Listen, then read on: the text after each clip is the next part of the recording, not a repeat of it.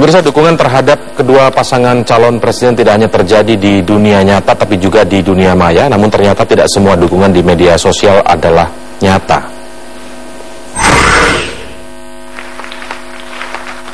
Kegembiraan pemilu presiden tak hanya terjadi di dunia nyata, namun juga dirasakan di dunia maya. Para pendukung Joko Widodo misalnya, mereka memasang pita dukungan pada avatar Twitter mereka. Apalagi saat debat berlangsung, para pendukung Capres Joko Widodo di media sosial merespon positif terhadap sejumlah pernyataan yang disampaikan Jokowi. Semua dukungan terhadap Jokowi yang disampaikan di media sosial ini nyata. Ditulis oleh individu, bukan oleh mesin atau software yang biasa dikenal dengan tweetbot. Tweetbot ialah robot Twitter yang memungkinkan pemilik akun menulis tweet meski saat tidak dalam kondisi online. Dan inilah yang terjadi.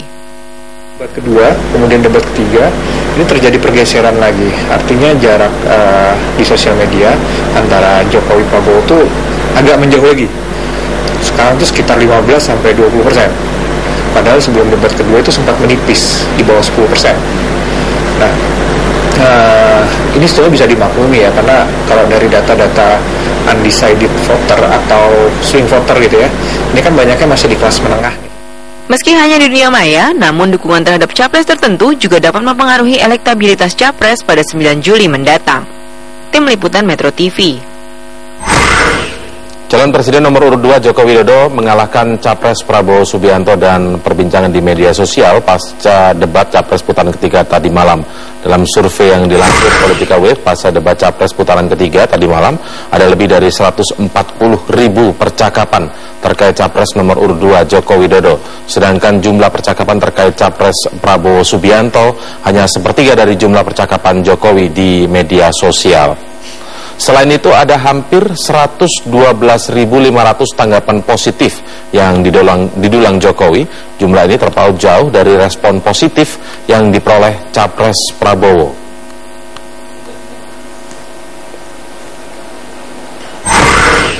Ya, saat ini saya sudah bersama dengan Direktur Lembaga Politika Wave, Jose Rizal. Selamat malam, Bang Jose. Malam. Baik, kita akan bedah lebih jauh begitu ya. Kalau secara umum tadi memang disebutkan rekaman percakapan dari media sosial, terutama Twitter ini ya. Itu lebih besar Jokowi. Mungkin bisa dieksplorasi faktor-faktornya atau hashtag apa saja yang membuat Jokowi mendominasi. Ya, Tadi malam tuh kita lihat ada 4 hashtag yang masuk ke trending topik worldwide. Yang dari Jokowi itu tegas pilih 2, kemudian Jokowi JK adalah kita, kemudian dari Prabowo itu adalah Indonesia aman, Indonesia aman ya. Nomor 1 underscore Prabowo Hatta. Nah, bahkan tegas pilih 2 itu kita lihat dari siang, dari pagi itu sudah masuk di trending topik, dan dia nomor 1, nomor 2, paling rendah nomor 4, tapi balik lagi nomor 1. Tetap di kisaran trending topik. Itu sampai pukul berapa itu? Sampai setelah selesai debat. Sampai selesai debat ya, pukul 22 ya? Setelah pukul 22 pun masih. Nah, kita lihat dari 4 trending topik tersebut, hanya tegas pilih 2 yang itu percakapannya dilakukan oleh netizen asli. Sementara kalau 3 hashtag lainnya itu diinisiasi dan dilakukan dan diramaikan oleh akun-akun bot atau akun-akun yang diotomasi atau akun-akun yang tidak relevan gitu. Nah, ini patut disayangkan karena debat ini kan adalah satu momen penting untuk meyakinkan. Maksudnya netizen asli seperti apa misalnya Mas, yang untuk tegas pilih 2, itu hashtag tegas pilih 2, dukungan terhadap Jokowi berarti itu. Itu netizen asli artinya akun-akun memang akun-akun yang memang orang gitu. Akun-akun orang yang identitasnya jelas maksudnya. Identitasnya jelas, banyak artis-artis juga yang sangat kita kenal.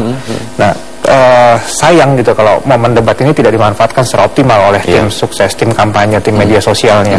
Karena momen debat ini kan momen yang sangat penting ya, terutama untuk meyakinkan kelas menengah, kemudian yang namanya swing voter ini gitu. Kalau yang tidak netizen asli tadi di hashtag apa misalnya?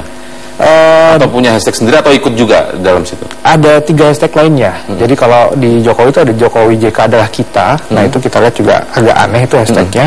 Kemudian Indonesia aman, itu hashtagnya Prabowo.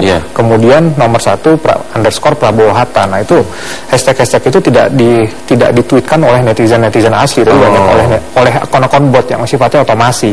Jelas percuma karena kan identitasnya tidak jelas identitasnya tidak jelas, dan yang follow akun bot ya bot lagi, bukan netizen gitu. Jadi apapun yang mereka omongin, apapun yang ini tidak sampai message. Jadi bukan netizen asli. Bang Josi Rizal misalnya punya akun ikut berbincang dalam percakapan itu, kemudian saya ikut berbincang dalam percakapan, bukan, tapi itu diotomasi sendiri begitu. Betul, diotomasi oleh engine, kadang dikasih nomor kayak nomor seri gitu belakangnya gitu kan.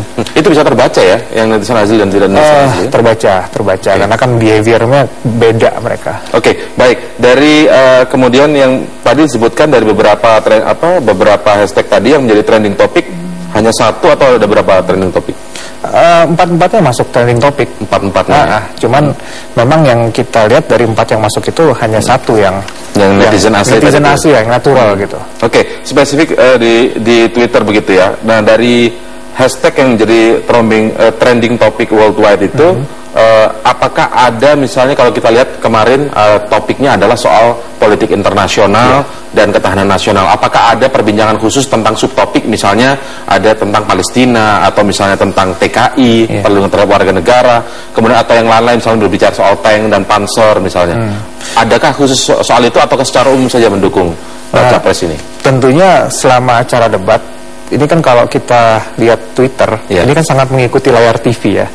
Artinya sebetulnya orang yang nggak nonton secara langsung debat di TV pun, tapi kalau dia perhatikan timeline, dia jadi bisa tahu apa yang terjadi di debat. Karena yang nge-tweet itu nonton debat. Apa yang dia tonton itu yang dia tweetkan gitu. Jadi berarti bisa dipilah segmen per segmen dong ya berarti? Betul. Memang bisa dipilah segmen per segmen. Kalau misalnya mungkin bisa dijelaskan di segmen 1 ketika berbicara visi misi, itu seperti apa yang Anda ingat data yang direkam oleh Politika Wave? Ya, ada beberapa yang menonjol ya. Kalau dari Prabowo itu mungkin yang menonjol itu adalah bahwa politik luar negeri itu adalah cerminan dari politik dalam negeri, artinya kemakmuran, kesejahteraan itu yang diutamakan. Sementara kalau Jokowi, nah ini yang menariknya, jadi netizen, kenapa kita lihat juga percakapan tentang Jokowi tinggi, karena netizen seperti menemukan gagasan-gagasan baru gitu di Jokowi, seperti kayak cyber defense, kemudian hybrid defense, kemudian kayak drone, kemudian kayak kemerdekaan Palestina, kemudian kayak poros maritim. Jadi itu yang kemudian merame di Twitter ya? Jadi memang